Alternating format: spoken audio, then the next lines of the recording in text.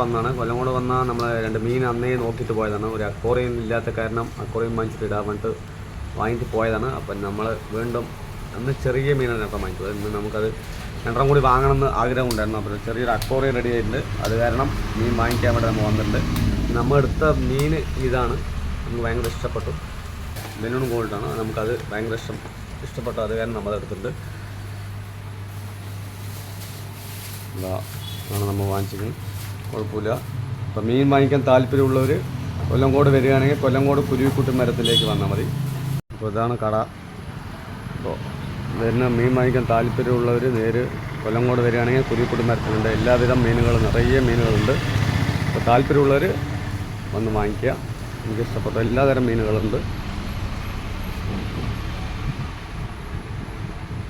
റയ്യുണ്ട്, കാണിക്കാനാണെങ്കിൽ റയ്യുണ്ട്.